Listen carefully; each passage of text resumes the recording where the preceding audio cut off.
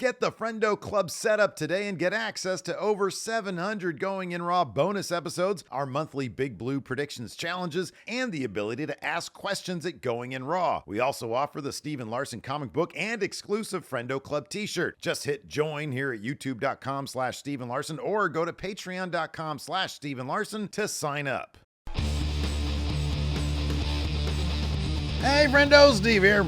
Hey, Larson. And welcome back to Going In Raw, the only pro wrestling podcast you need to be listening to. This weekend, Saturday, we'll be doing our Survivor Series live watch-along and review right afterwards, so be sure to join us for that. But it's Wednesday. It's time for our hot takes. These takes are going to be as hot as I would imagine the apple pie in your Thanksgiving feast will be, Larson.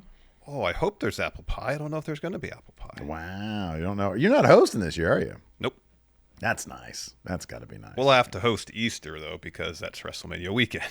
Oh, yeah. All right. Well, good luck with that. Let's go ahead and dive into these hot takes. First up, Logan James says, Kevin Owens should be the one to beat Cody. If it isn't The Rock, he's doing amazing work, and it could be the last time for him to be a world champion again. I'll do you one better. Kevin Owens should be the one to beat Cody. Full stop. Yeah, it totally should be. Okay, all right. Not to say Cody doesn't win it back right away or soon thereafter. The match is going to main event, Saturday night's main event. Have Kevin Owens win, carry the belt till the Rumble. What, about a month and a half? Something like that. Mm-hmm. Cody beats him for it then. And then whatever Cody's going to do at WrestleMania can be set up after the Rumble. But yeah, I think Kevin Owens should totally beat Cody.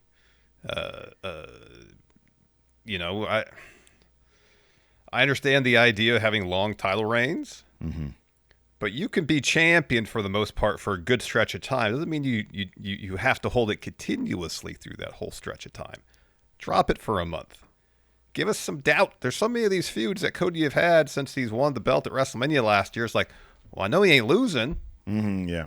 So how invested am I going to be in these matches and feuds if I know the outcome already? Yeah. So here's the thing I've noticed. Every single person who has challenged Cody Rhodes for this title, save for Logan Paul. Nobody said this about Logan Paul. Yeah. But everybody else, there's always one of these hot takes out there. This should be the guy. This should be the person. This should be the time. He needs to drop the title. No way. No how. This guy sneak attacked him next to his bus in front of a bunch of nerd Mark fans and their dumb cell phones, humiliating the face of the company, mind you. All for what? Because he didn't like that he teamed up with Roman Reigns?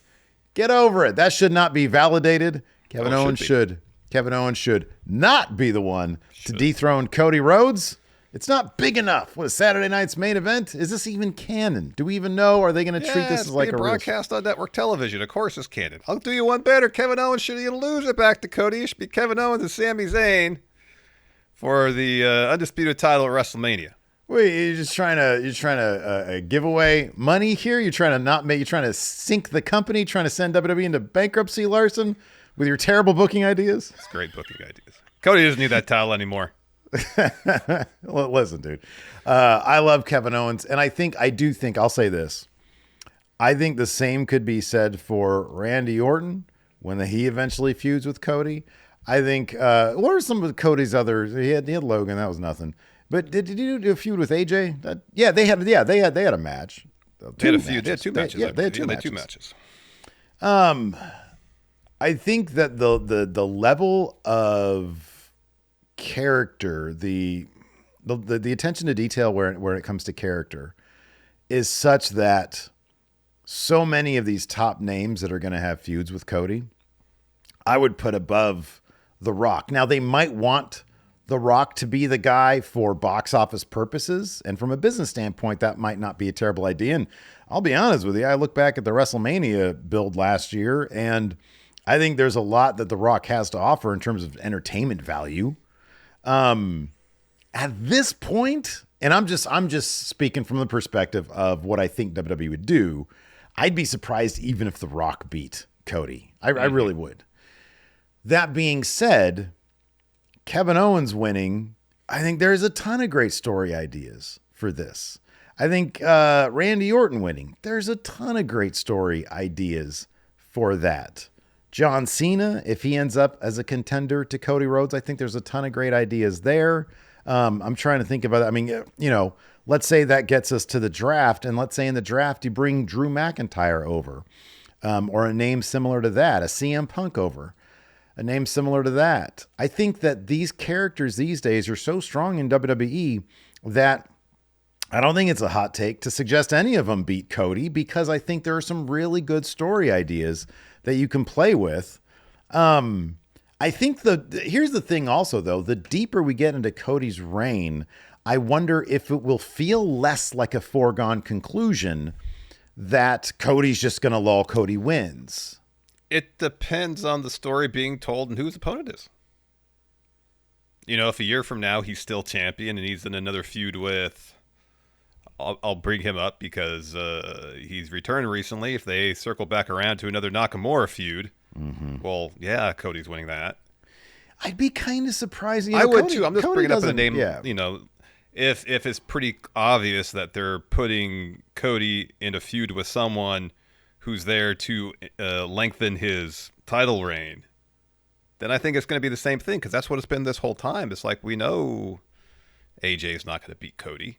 We know Logan Paul's not going to beat Cody. Okay. Logan Paul, we don't even have to talk about that one. AJ Styles. That was the first feud out. AJ these days, and obviously there's the injury was a big deal, but AJ doesn't, when they wrote AJ, it didn't feel like a thing. Randy will feel like a thing. Kevin Owens feels like a real thing. That's what I'm saying. It's dependent on who he's facing. If it's someone they're bringing up from the mid-card to face Cody. And that's why I'm bringing up bigger names, though. That's why I'm saying once you get to the draft, Punk, Drew, some of the bigger names, if they keep along that path, then I think it'll become more and more like, oh, could this be the one? Are they going to do it now? Certainly, I think we'll be there when Mania season comes up, if they do The Rock and Cody, especially if they do a 2-night deal where it's Rock. But like if a year from now, if they do Punk Cody a year from now it'd be Survivor Series. But like, I don't know, Mania fucking 42. Yeah. Because you got to figure even let's say SummerSlam of 2025. Yeah. If they somehow, some way get to Punk Cody then, and Punk is on fire the way he is right now, and he's proven that his body's fine. And if they start to show hints of turning Cody, maybe they'll keep on going with the Cody thing. But maybe we'll all be thinking, oh, this is going to be it. And then we'll be surprised when it doesn't happen, like we were surprised at WrestleMania 39. Like we were kind of surprised when Drew McIntyre beat Roman Reigns. In retrospect, that's silly. But at the time, it was like, this might be the time. At Clash at the Castle. Once Drew won, I think we both were like, oh, Roman's going to have this, and it's going to be a WrestleMania thing, and it's going to be a while from now. Yeah. But I do think that the deeper we get into it, and you're absolutely right, if they bring up a mid-card dude, then no, it's not going to be the case. But there's so many highly elevated performers right now in terms of how they're being written. Like if I'm just throwing this name out there, if they keep Damian Priest somehow, some way elevated at a high level, and maybe if they turn Damian Priest heel and he comes over to SmackDown, I probably still would. I'd have to see that one to believe it. But like a Gunther, if they revisit Cody Gunther, yeah. Maybe it's a super Triple H guy. I just think it's still too early. What, for Cody to lose? Yeah. Nah. Yeah, Let's absolutely. come off a super long world title run. Let's WrestleMania pass that belt around a little bit. WrestleMania's right around the corner, man. Yeah, Cody could lose the title for a month and a half to Kevin Owens and get it right back. Oh, like at the Rumble? Yeah. Yeah. Here's the thing. I don't care. Like I'm down with that. I love Kevin Owens. But you also love Cody more. I do love Cody. Yeah, if the story's good, but like, do you think this story necessitates it? Or do you think this story would really super benefit from it? I'm the wrong person to ask because I'm not huge on Cody, so of course I want him to lose. Sure. So.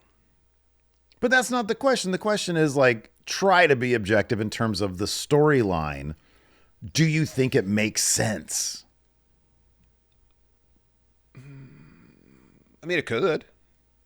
It could. You know, because the kind of gist, or say the punctuating moment at the end of their back and forth on SmackDown is Kevin Owens' inability to find that killer instinct in their previous title match. Mm-hmm, sure. And Cody's questioning, can you do it? Because I'll be able to. Mm-hmm. Now, if Kevin Owens decides, yes, I'm going to have that killer instinct, I'm going to take you out, and can do that before Cody has an opportunity, then yeah, I think it totally makes sense to do it. If Kevin Owens power bombs on the apron like 10 times, you know. I think there's also kind of like an undercurrent when you think about it of Cody gifted this to Kevin Owens. Cody's like, oh, he's, you know, number one, Cody's got supreme confidence because he took down the tribal chief. So maybe he was taking it easy on Kevin Owens during that match. And he's not going to do that now. The one reason why I think it, and again, trying to be objective, but arguing the other side of that, because I feel you on that, is for Kevin Owens to be as nasty a villain as I think they want him to be for his character moving forward. I don't think he should be validated here. If he wins that title, it's validation. Mm-hmm. If he loses, he sinks deeper and deeper into anger and frustration and paranoia, which creates a more interesting character. Although I would love to see him with that title. But I do think that my point is sound. I think that like I also think too, if you have him win and he thinks he is validated, then you can get a self-righteous Kevin Owens who then, you know, hey, I was right this whole time. Cody Rhodes is a piece of shit. Mm-hmm. And that could also play out in interesting ways too. Yeah, I'm not saying it can't. I'm just trying to look at the story for what it is right now. I mean, look, any story can be written really well, and then it's like, oh wow, that's Kevin great. had that. KO had that Kevin is right shirt. It'd be like, see, Kevin told you so. Shirt. Yeah, you know. Listen to Kevin. Yeah, exactly. Yeah. I noticed that these next couple hot takes, Larson, are straight out related. Of the Larson. They're straight out of the Larson vault, really. Anti-Mox takes, Larson. Let's hear it. Well, we got one here from Omar. These are related, but we can answer them separately, even though there might be some overlap. Omar Diaz here says with hot take. Hot take. Dean Ambrose, better than Jon Moxley. Don't get me wrong. I love that Mox is more free to do what he likes, and perhaps it's my rose-tinted glasses, but I've gone back to watching Dean Ambrose and still this day prefer him. All right. Mox is one-dimensional in AEW. Mm-hmm. Dude's got a good sense of humor. And I'm not saying you need to book him as a comedy character. Right. Because they kind of went too far in that respect in WWE at times. Mm-hmm. I just feel like Jon Moxley as a character would be more interesting if there was more dimension to him other than I'm a mean dude and I'm trying to teach lessons to people. Like, give me some dimension. Have him be a little funny. Because sometimes when someone's kind of sinister and funny, you're like, oh, I don't know how to feel about that. Right. You know, and he just feels like such a one-dimensional character, lacking in complexity and layers at this point, and that's been a lot of his AEW run. It's been difficult for him to seize your attention, is what you're saying. Yes, it has been. He didn't have much luck seizing the Superstation, nor my attention. I'd love to debate this with you, but I can't. Listen, the Shield broke up in June of 2014. He was with the company until April of 2019, just before April 30th. Yeah. So we saw basically 5 years of solo Dean Ambrose. Mm-hmm. We've seen now over 5 years of solo Mox. Yep. Whose story took more twists and turns? Oh, solo Dean Ambrose. Yeah.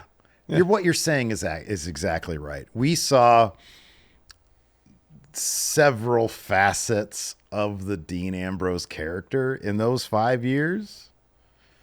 And granted, some of it might have been too goofy thanks to Vince McMahon, thinking that he knew Dean Ambrose more than Dean Ambrose did. Mm-hmm. Jon Moxley, Jonathan Good.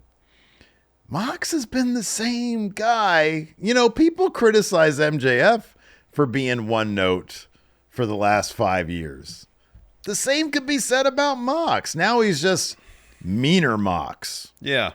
Like agenda-driven Mox. Yeah. At least MJF had that almost year-long story of basically turning face in the story with Adam Cole.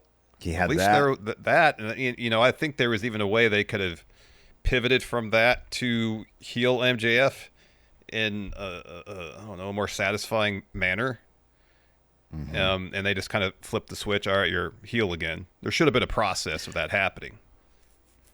But at least we got that with MJF. I don't mean like we've gotten slight, and I mean slight iterations of the Jon Moxley character. But it's all been pretty much, I'm a badass dude who likes to fight, and I'm mean, and I'm like hecka violent, and you know, like unless it's a hardcore match, he just wrestles like everybody else. I don't know where the variation. You know, you're even trying to give him more benefit of the doubt. Oh, without slight a doubt. Variation. There's been no variation. Well, At least there's slight variations in terms of his positioning on the card, whether you're supposed to cheer him or boo him, and that's the only slight variation. Yeah, absolutely. At least, you know, I will say this about MJF. You know, the guy has shown that his character has emotional vulnerabilities when he's talked about, you know, facing, you know, anti-Semitic bullying at school and stuff like that. During the Punk feud was really great for him. And then, yeah, he just sort of now reverts to now he's movie guy, and there's really nothing to it. But at least along the way, we have had, you know, depth with the MJF character. We've never had that with Mox. He's always been the same thing. Yeah. And yeah, so Dean Ambrose, for all the faults of Vince McMahon, was a more developed, complex character. So yeah. I agree with this hot take, Larson. There we go. Is this Matt Noverse? Okay.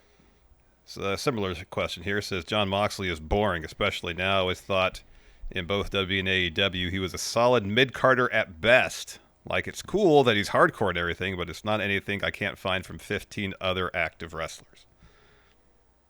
Mox is super dependable. You know what you're getting with Mox, and I understand for that reason why Mox is super dependable, and he built up enough of a brand in WWE to be seen as a main event dude. And combine those two things where at time there's kind of so much up in the air at AEW, I understand why Tony Khan would lean on Mox. Oh, yeah. Because you know what you're going to get. You're going to get capable matches. You're going to get, at times, capable, even sometimes good promos. And if you're looking for just a steady hand to kind of guide AEW, sure. There's just not a lot of excitement there with Mox. Well, you know, to say somebody's boring is, I mean, obviously it's sort of subjective. He's incredibly over. He's done a fantastic job, not just like you said, building the brand in WWE, but protecting the brand while he's in AEW. Yeah. He does not lose a lot. No. And he is kind of booked like, ironically, they're Brock Lesnar. He is a scary force for people to reckon with, and he does not lose a lot. No. And so I don't know, like, you know, for the AEW crowd, they still really like Mox. He's, as you said, he's not just a dependable, reliable guy. He's a dependable headliner. He's a dependable big name for them. And it does, as we've seen with Chris Jericho, it's not the easiest thing in the world to protect your name brand. Mm-hmm. And they, you know, him with Tony Khan have really done a great job protecting the Jon Moxley character. And so, yeah, as Ambrose, I take issue with him being a mid-carder. As Ambrose, I thought he was a legit world champion. I think people really liked him. I thought that they dropped the ball by not having him versus Roman at 32 instead of having Roman versus Triple H. Mm-hmm. They really should have done that. If Mox would have won, if Mox would have been like Triple H's plan B after the Rollins plan B or whatever, I think that could have been fun, or just Mox's, you know, the X factor that's throwing a wrench into Triple H's plan to stick it to Roman. I thought that they could have done much more interesting stuff with that. Yeah. But no, I always saw Dean as a proper main event guy. Yeah. He's got he's got the charisma. He's got, like, you know, the fan support. He did build a good brand for himself. He's got that, you know, I know they wanted him to be kind of the Stone Cold guy.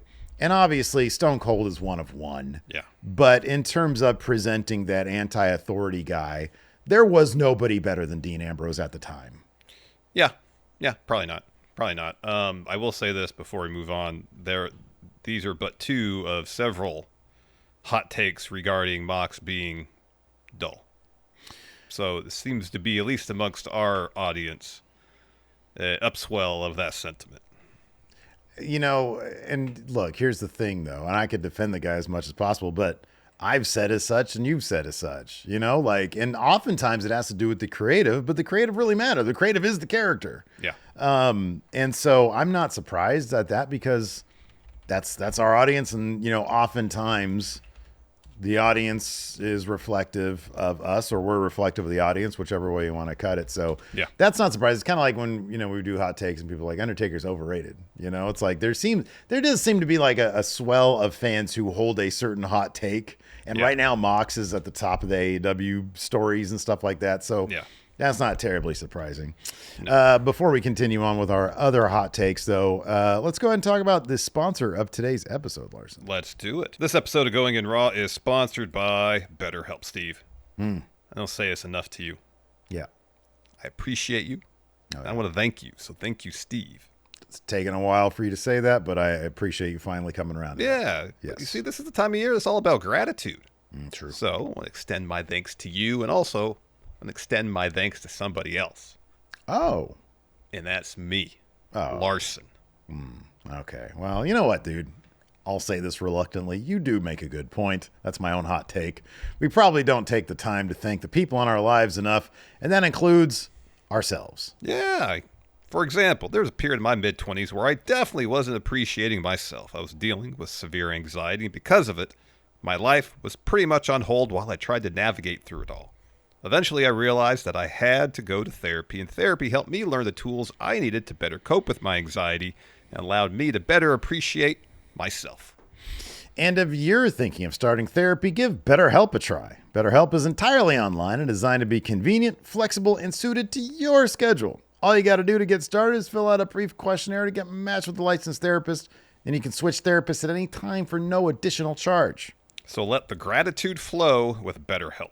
Visit BetterHelp.com/raw today to get 10% off your first month. That's BetterHelp, HELP.com/raw. All right, man. Let's keep on going with these hot takes because, oh boy, they're so hot. We got another Mox take here, Larson. Let's see if this seizes your attention. Diehard Homer says Darby should have been in the orange spot against Mox. Orange is more over, has a better character, and deserves a short title run. Even, I don't know what the rest of this says, but there we go. Full stop. Deserves a short title run. Should Orange have been the one ultimately? You know what? I feel like, gosh, this is tough. In some respects, I do agree with this. Mm-hmm. I feel like, at least in AEW, well, that's not even exactly the case. Because Darby and Mox have faced off a couple times prior to this current iteration of Mox. But obviously, Orange was in an extended feud with Mox for that international title. I'll say this. Even before the events at the end of All Out where Danielson lost the match to Mox, had to retire, and then got, suffocated with the plastic bag. Yeah. I always felt like Orange Cassidy was actually a more interesting character than Darby Allin. Sure. I like Darby, but I don't feel like there's as many layers per se to his character as opposed to Orange Cassidy. Now we don't exactly get to see the layers and complexity to Orange Cassidy's character are far more subtle than others because it will generally take place during the course of a match where, he'll go back and forth between the light kicks to the shin and then bring the intensity. Mm-hmm. And there's been instances where he's brought the intensity outside the ring. There was that match that Statlander had to get somebody who comes to ringside, starts really cheering her on, something they didn't often do. Yeah, right. And I feel like Darby, the character, has kind of more or less been The same since day one, where I feel like Orange Cassidy, there's been an evolution. It hasn't been stark, hasn't been like, a huge evolution. But I think as he's gone on AEW, we've seen more layers to his character. Whereas Darby, I don't know. So I don't necessarily disagree with this. If they had swapped Darby for Orange and had Orange be the one to beat Mox, I'm not saying I'd be, super excited about it, but I'd be like, okay, that in my mind, especially as how they're approaching their respective creative now, to a degree, that makes more sense to me.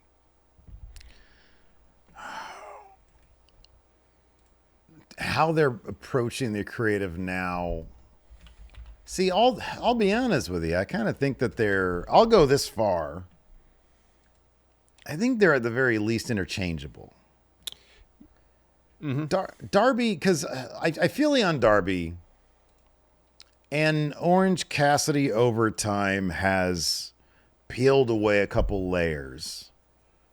And Darby came to the company as a fairly fully formed character, where I'll be honest, I don't know if he really needed all that much development over time. Like we saw his relationship with Sting, and I think that's informed him a little bit. It might not be so obvious, but here's my main problem with it. It doesn't matter because neither of these guys should be the one to take down Mox. That's my opinion on this. I've mentioned this like countless times on the AEW reviews. Hangman, Swerve, Ospreay. That's your future main eventers. That's guys who've already main evented. Those are guys that are going to be around ideally for a while, and they're going to be the ones that you really want to try to prop up as your ratings draw guys, And it's one of them that really should topple Roman Reigns of AEW, which at this point is Moxley. Darby's great for the crowd that have been there, that are AEW diehards, because, forever he's been the guy who will do anything for the crowd. And I do appreciate, I'll say this, I think that it could have been interesting for Orange Cassidy, for the cool exterior, whatever you want to call it, the detached exterior of Orange Cassidy, to slowly whittle away as he sees challenger after challenger step up to Mox. And he makes the realization that he's going to be the guy to do it, because he sees people after people get, murdered by Mox, basically, including Darby Allin, everybody's precious Darby Allin. I also kind of like we saw at the end of this, that Darby is this relentless force. He loses to Claudio clean on Wednesday, which probably shouldn't have happened. But then he shows up at the end of this pay-per-view, and he basically scares them all off by crashing his car into their truck. And that chaos, that unrelenting chaos, to me is probably the way I would have written it as opposed to Orange Cassidy. If I was told, you have one of two ways to go here, because it is flashier and it is more outwardly dangerous than a stewing Orange Cassidy. So I think with the way they're constructing the story, Darby being the guy who is this unrelenting, you could beat him, you could beat him, you could beat him, you could beat him, but you'll never really beat him. And he's going to keep on coming at you until he's done with his mission. That seems more like Darby to me, and I think that seems more what the story needs right now. I feel like we're missing the name that really should be beating Jon Moxley. Colt Cabana. And that's Christian Cage. Jon Moxley, where's your father? If I had to do... You didn't say Jeff Jarrett. I'm disappointed in you. Well, I just say Christian Cage because he has a contract. Like, if I was power ranking people that I'd want to beat Mox, I wouldn't have Orange or Darby personally in my top 5. I'd have the names you mentioned. Same, yeah. Along with Jeff Jarrett. Jarrett. Yeah. I'd have Swerve. I'd have title Ospreay. Unification, deathmatch, the Texas Chainsaw Massacre title. Yeah, I'd have Swerve. I'd have Ospreay. I'd have Hangman. Maybe Jay White in the top 5. I don't know. Think about it some more. Those are the names, yeah. And I get that they're using the story to try to elevate more talent up into the main event. I just don't feel like the story is necessarily strong enough to do that. And so far, for two people that were in Mox's orbit early on, Private Party and Daniel Garcia, it's happened very quickly. And I feel like if this story, not to say that it needs to take a year for them to get to that point, but at least Private Party faced some measure of adversity when they lost their first title opportunity just to beat the Young Bucks afterwards. Garcia, like his first match against Jack Perry, beat him. It just feels like there needs to be more ups and downs in terms of everybody's story as it relates to Mox's mission. And it just feels like they're not taking their time with this. Not that it needs to take a year, but there just feels like there just needs to be some twists and turns. There's more ups and downs for everybody involved before they get to whatever their end goals are. I'll be honest with you, I like the Private Party one because the dude took his hammer to his hand. And it's like, God damn, that really hurt. And what are we doing here? Let's get our asses in gear. And what happens as soon as they get their asses in gear, boom, they're there. Yeah. Garcia's a little stranger just because, like, I don't know, the contract stuff. He was gone for a second, then he comes back and, he's not dancing anymore. So, like, I don't know. That's a little weirder to me. It just feels like they're leaving some story on the table. I mean, I specifically with Garcia, I 1,000% agree. Like Private Party, I get it. At least they lost the first match. They had overcome that to get the win. So that one makes more sense. And sometimes one good swift kick in the pants can get the job done. Can do it, yeah. Yeah. But I mean, if that's the case with basically everybody in the story, all it took was a lecture from Mox and everybody. Well, I said sometimes though. No, I know. But I'm saying if that starts to be the case, obviously it wasn't for Orange Cassidy. But you're saying if they go down that route? Yeah, where like everybody had their first crack at beating whoever they need to beat to reach the level that Mox wants to be after a motivational then they all speech. Win. Yeah. Then I just took one lecture from Mox and everybody just like elevated the game. I just feel like there needs to be some more twists and turns to make the story more interesting. Yeah, I think that's what they're going to try to do with Darby Allin. But again, you can't dismiss. We're giving AEW the benefit of the doubt that there's like some sort of plan here. Yeah, and you can't always do that. So we'll see where it goes. Next hot take from Chris Cassidy. Chris says Randy Orton should be the one instead of John Cena to beat the 16-time champion, surpassing Flair. Randy Orton. Randall Keith Orton. I like somebody in my Wrestle Juice, I think, comments once said, Orton and Cena should tie. They should and then face each other to break the record. No, they should both get 17 in case one guy gets canceled. You've got the other. I'm joking. No, but they did. The suggestion was they should tie because two amazing names that came up around the same time that had very different characters. I don't know. I like one guy being the guy. I don't know. Dude, honestly, okay, let me ask you this. Sure. What are the angles we can think of that this matters? Because there's obviously the business perspective. And in the business perspective, it's got to be Cena because he's part of the DC universe and he's a movie star now. He's probably only going to get a bigger name because he's probably only going to be in bigger movies. Yeah. So, and Cena, he's the Make-A-Wish guy. Like, that's a good name to have your top guy. Also, if I know he's pretty much already said end of 2025 career's over. And I know we just saw this story more or less in AEW, a situation where, say, at Mania, he beats Gunther for the title. He's 17-time world champion now. Again, it's a situation where AEW put forth a good idea, but probably just because of circumstances, they couldn't carry it through further, where Cena says, when I lose this, I'm done. Yeah. Is the Mickie James story from Impact, her last rodeo. And that there's intrigue there because then every match feels like it could be the last. Yeah, right, yeah.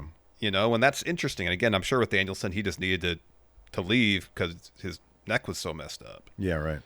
And even if that's not part of Cena's story at the end, him even just vying for that 17th world title run unto itself in this last year of his career, in-ring career, that's something you can market around and make a lot of money. Absolutely, yeah. Where I think Orton needs 2 more title reigns to tie. Yeah. Cena? Yeah. So if nothing else, I think this timing is going to preclude any sort of collision between Cena and Orton in terms of them both being 16-time world champs and then battling to see who would beat Ric Flair's record. Sure. Is there any business reason for Randy Orton to be the guy? I guess maybe if he's going to retire and then he's got 16 as well, and they want to do a similar thing that's proposed with John Cena, then sure. Mm-hmm. Right now, I don't know if there's anything intrinsic in terms of how WWE's doing business that would be enhanced by having Randy Orton at this moment, long term. Because like with Cena, that's the entire year's worth of story right there. Either he's champion, if I lose, I'm done, or continually throughout the year just trying to give himself opportunities to get that one last title reign. Yeah. I mean, Randy Orton, I guess I would imagine in the span of time that he's been in WWE, boy, I don't know, dude. Cena was, yeah. I mean, I know Orton, I was going to say this. Between 2002 and 2024, Orton's been there more. Because around 2016 is when Cena started doing like super part-time shit. Yeah. But like, I don't know. Does that even matter? You know, like, I don't know. Cena's sort of the guy. I can't think of a single reason why Orton would be a better pick than Cena. I really can't. No, I can't either. Woodrow's World has a hot take. Says the fumbling of the Wyatt Six has driven me from the product. It's just Bray all over again. They had a year to map this out, and all we got was a meaningless feud with American Made, which Gable learned nothing, and a one-sided Twitter feud with Cross, where he gets a 4-minute rant while the Wyatts get a 5-word tweet. Unacceptable. Unacceptable. You got to do the finger wagging. Unacceptable. There you go. You have a good finger wag. Oh, man. So I will say this. I won't call it a fumbling, but there is a thing where you could starve the audience too much, where it's like, where was the cool stuff? Like, remember Adam Pearce, like our collective jaws dropping when Bo Dallas was in Adam Pearce's office? It was like, oh, fuck. That was unexpected. I'm not going to call it a fumbling. Because, like, how can you fumble if you don't carry the ball? You know what I mean? Like, you got to put them out there a little bit more, man. It's less a fumble, but a lot of incomplete passes. Yeah. Like, they haven't even tried. Like. They haven't really tried. No, it just feels like they don't want to risk overexposing the mystique of the Wyatt Six, so they just don't have them on TV very often. Mm-hmm. Yeah, like I know. That bit, especially where Bo Dallas is sitting in Adam Pearce's office. There seemed like a lot of interesting stuff. They still haven't really, in terms of Bo Dallas interacting with the WWE locker room, explored the dichotomy of Bo Dallas and Uncle Howdy. And there's potentially a lot of good stuff there. Yeah, I know. The fact that Chad Gable was the exact same person after the feud that he was before the feud, that's what blows my mind. Yeah. You know, it seemed like the whole point of that feud, the whole point of Uncle Howdy going after American Made, was to prove something to Chad Gable. Mm-hmm. And yet, nothing was different. Yeah. No, I feel that. I just want to see them more. You know, like, I get that. I really do, and I feel you. But, like, you know, they want the guy to be a bad guy. He's going to be a bad guy. And you did have that opportunity. I mean, it seems like Cross has more of an effect on people than Uncle Howdy does, than the Wyatt Six does. But yeah, I mean, there is a thing about overexposure, but you need exposure at the very least. You can't be overexposed if you're not exposed. No. Yeah, you know. Yeah, Bo is so talented, and we get just drips, little tiny drips of Bo. Yep. And it's like we can use more. Like Bray would go out there for like 10 minutes and say a whole lot of nothing. Bo barely gets any time to say anything. I know. And yeah, that is a shame. Like, you have this. Use it more, man. Agreed. There's got to be a better balance of approaching their creative while maintaining the mystique and not overexposing them while continually telling stories and having them involved on the show. Yeah, right. It's like they haven't found that balance yet. They just think, if we have them on doing something substantial more than 2 weeks in a row, it's overexposure and people are going to lose interest or they're going to lose their mystique. And I don't think that's the case. Mystique is built and lost in the stories you tell with them. Yeah, right. Yeah. But you got to tell some uninteresting stories and they leave no impact after the story is completed. That's where the mystique is lost. Mm-hmm. Yeah. Next up, Timothy Whalen with a hot take says Mercedes Moné is the most overrated of the 4 horsewomen?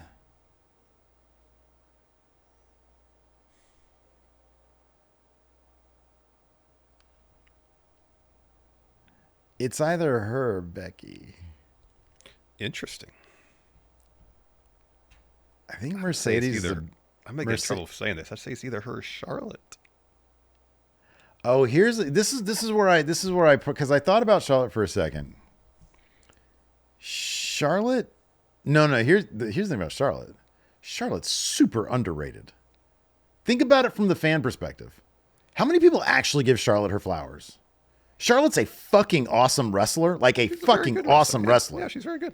Not a lot of people in the internet wrestling fandom acknowledge that. They're always like, oh, all because Vince McMahon saw money in Charlotte and talk about overexposure. Yeah. Already she has like whatever record there is for like the number of reigns. 15 title reigns. Right, yeah. Right. And she accomplished that in like, I don't know, 3 years on main roster. Yeah, it wasn't very long. And that led to people hating on her big time. Oh, she was added to the main event, main event, you know? Like, everybody fucking complains about Charlotte. She's not even been there for a long time, and people are still complaining about her. See, I wasn't even considering that in my... Sure, yeah. Well, yeah, what was your... I'm looking at it in terms of essentially our going in raw math things, specifically the being good, but, also kayfabe and legacy. Like, Charlotte's a very good wrestler. Yeah. Like, Becky is the best promo of them all. Yeah. And they're all very good wrestlers, so whatever ranking you do, it obviously is subjective, but it's not Bailey's the best. Bailey's the best of the actual in-ring. Yeah, like I said, they're all good. They're all very good. Yeah, Bailey's really good. I always appreciated how Sasha and Mercedes continually was like experimenting with stuff to do in the ring. It's like she's incredibly creative. She's incredibly creative, and she absorbs influences from around the world and works it into her in-ring stuff. And she's constantly busting out new stuff. Yeah, I agree. And I always really appreciated that. I know the knock on Mercedes or Sasha is she is not the promo of the other three. Right.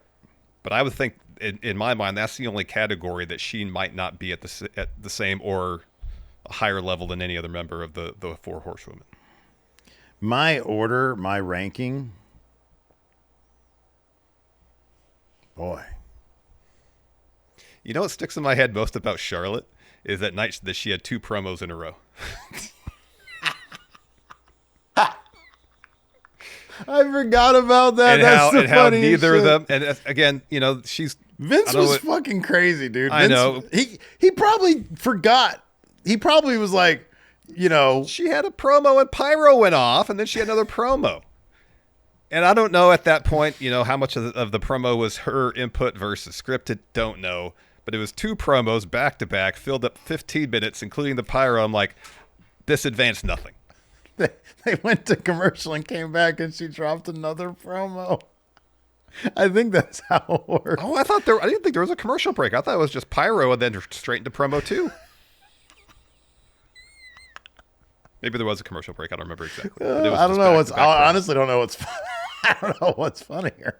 You go to commercial break thinking, okay, when we get back, we're gonna have a match. That was another Charlotte promo. Another 7 minutes of promo.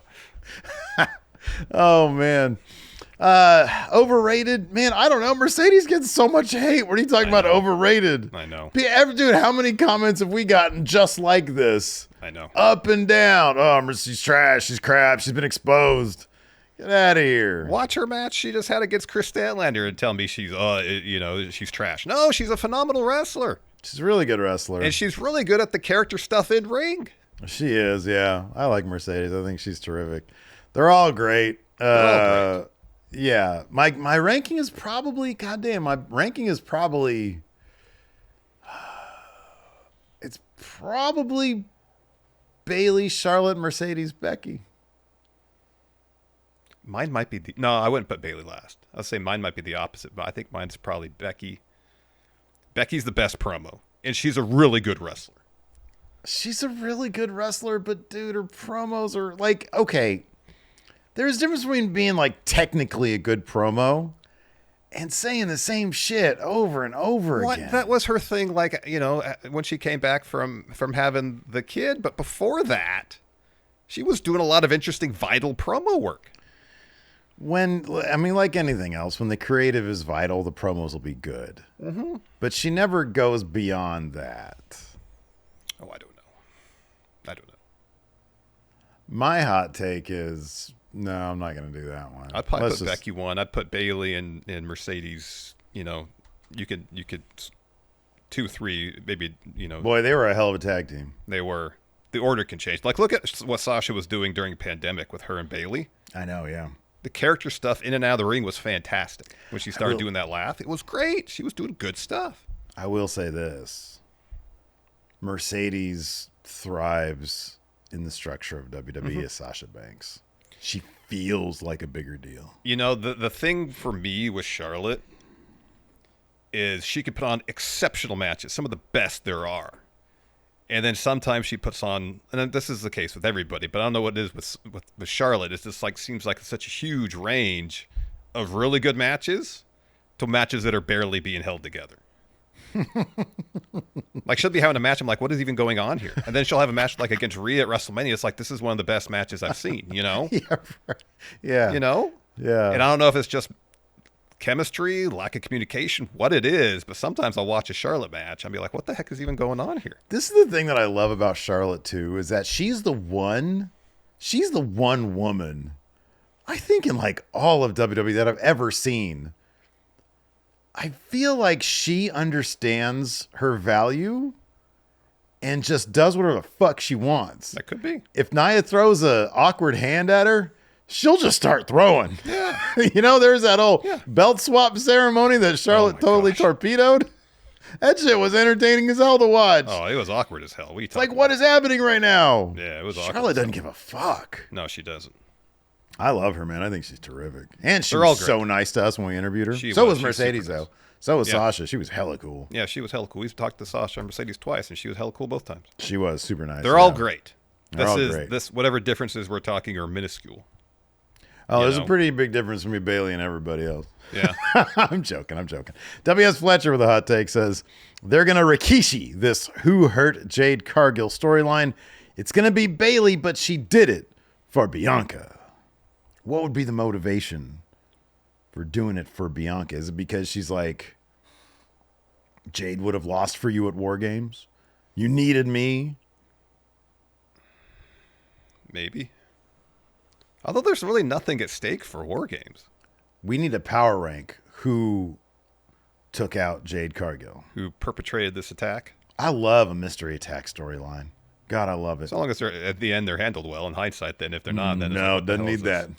I don't need that. I just need any mystery attack storyline, and I'm happy with it. I mean, none of them are ever handled good. Very rare. I thought the Who Attacked Alistair one in NXT was fine. Didn't it end up with Gargano like on his phone? It was like super pixely, and he was dropping a promo like at Full Sail University at night. It was like so fuzzy. Yeah, man, he's had an old phone. What do you want? He's on an NXT deal. You expect him to have the newest iPhone? No. A 5-year-old phone. That's what he can afford. All right. So Bayley and Naomi are two suspects. Yeah. Charlotte a suspect? No. No. I don't think so. Why? Not why did you name her, but why would she do it? Yeah, right. I mean, you name everybody on Nia Jax's War Games team. There's reason they would want to take out Jade because they don't want her in War Games. Yeah, but that's too convincent. So I'm going to say it's none of them. None of them. No, it's going to be. This is going to be somebody turning. This is going to be somebody turning. Bianca. Well, no, Bianca was in a match. Alibi. She has an alibi. Well, we don't know how long Jade was laying on the roof or the hood of that car. Oh my God! You think it was that long? Damn. I'm just putting it out there. Wow. We don't know. What if Bianca hired somebody? That's a possibility too. Ooh, a mercenary. I'll say this. After Bayley helped Bianca win at the end of Raw, it wasn't just, hey, all right, thanks. Because usually when that kind of stuff happened where someone surprisingly helps someone win a match, it's more like, whoa, all right, interesting. Bianca smiled at her. You think, oh, dude, don't put that out there. A heel Bianca and Bailey in cahoots?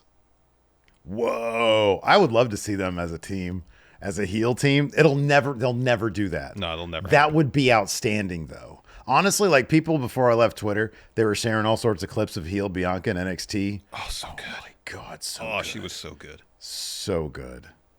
Yeah. Amazing. Let's see here. Who is this?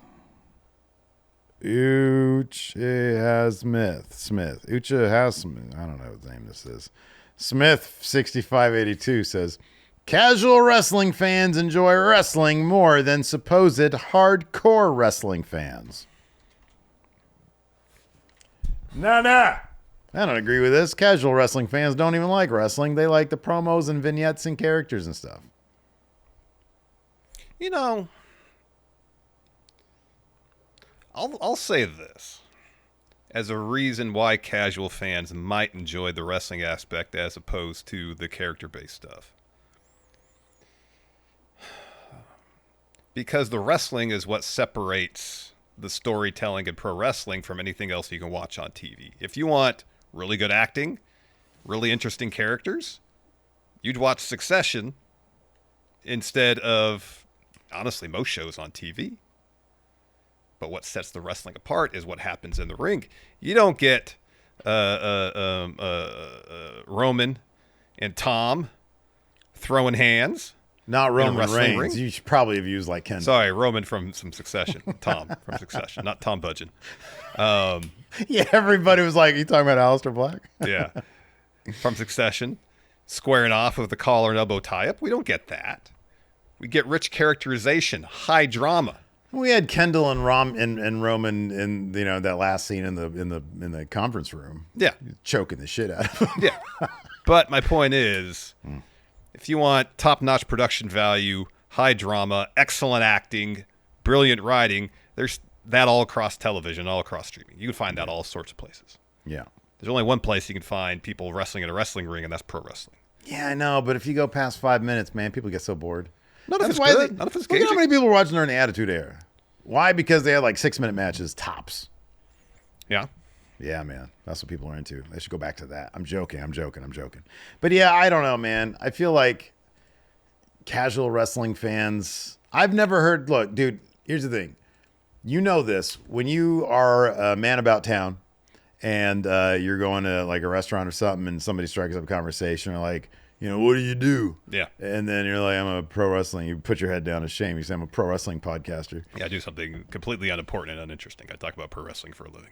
Oh, WWE. Oh, I love Stone Cold. I remember one time when he like stunned a dude. And it's like, they never talk about, I remember this classic 5-star match between Triple H and The Rock at SummerSlam. They don't talk about that, man. Yeah, they talk I understand that. I'm just trying to make a point that maybe there's a reason why casual fans would gravitate towards wrestling for the wrestling as opposed to everything else. Yeah, I mean, dude, I'm not discounting the wrestling aspect of it. I'm just saying, like, hardcore wrestling fans, work rate, nerds, that kind of shit. I mean, I don't really know how many casual wrestling fans there are.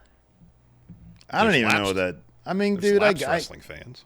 What's that? There's lapsed wrestling fans, but I don't know what a casual wrestling fan is. All right, so let me suggest this. One of Bama's friends is a wrestling fan. She's like probably 8 years old. Her dad during pandemic had always watched it back in the day. Mm-hmm. And now they watch it together as a father-daughter activity. She got really into it. And he don't know, like I've talked to him a couple times about it. He don't know shit about the dirt sheets. He don't know shit about the backstage stuff. He doesn't know. That to me is a casual wrestling fan. It's like they watch it on television. They go to the shows, but their interest in it stops there. They don't endeavor to get on social media. They don't, look at, they're not subscribed to the newsletter. And I feel like that's the majority of wrestling fans. I think the majority of wrestling fans that are sitting there in the arenas, especially these days with the cost of the ticket price, the people bringing their families, they don't know who Dave Meltzer is.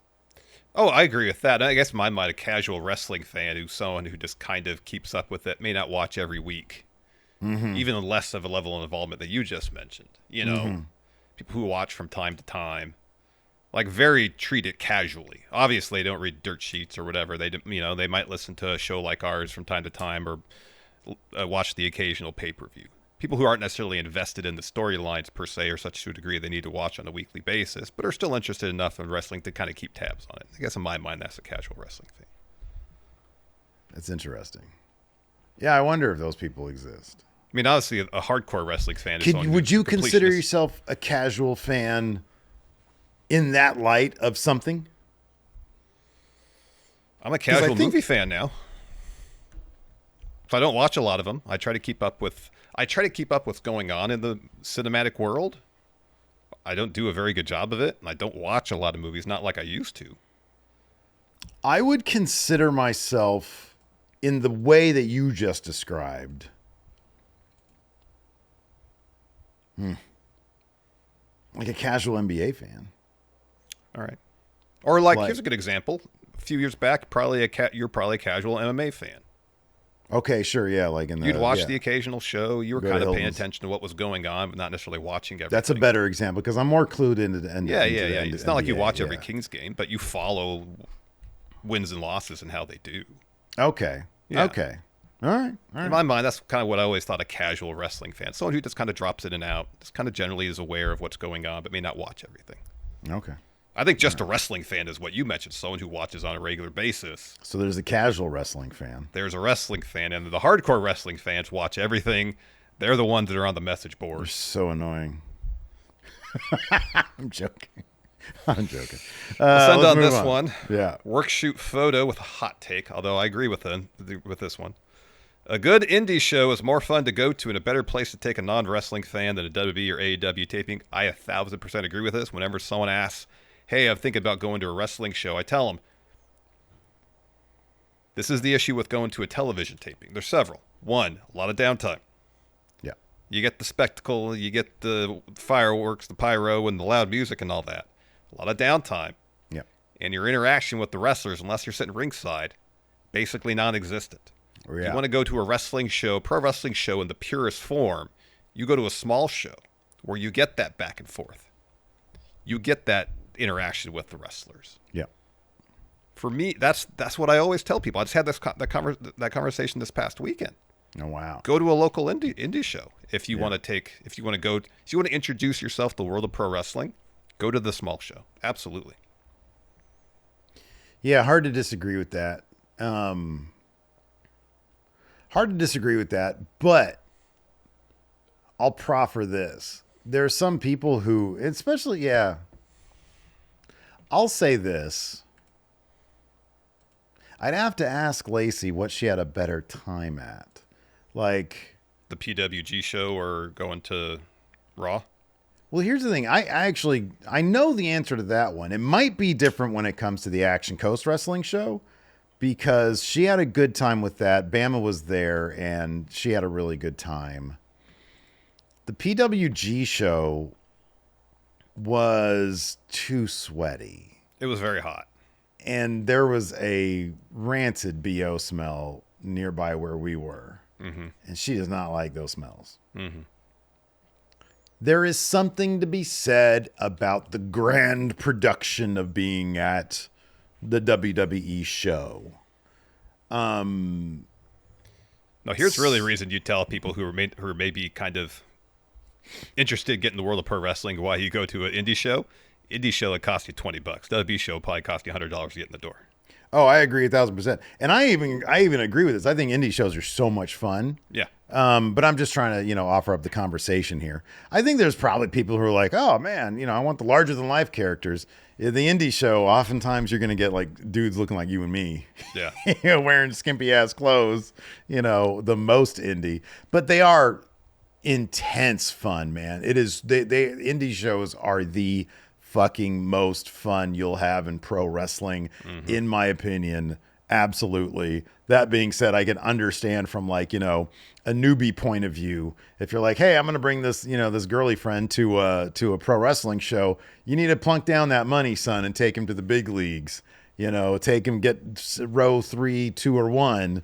Make sure you get that interaction. $500 to $600 easily. At least you got to plunk down that money and then you'll get the just rewards afterwards. Meaning like a second date, like hopefully a second date. Oh. Where does your mind like? I know where your mind goes, and that's why I did that. All fun and games. Anyways, thanks everybody for tuning in. We appreciate it. Be sure you subscribe to the channel, have the notify bell on, so that you guys get. Yeah, you guys might go to Splash Mountain after that date, Larson. Goodbye, Until next everybody. time, we'll see you guys around.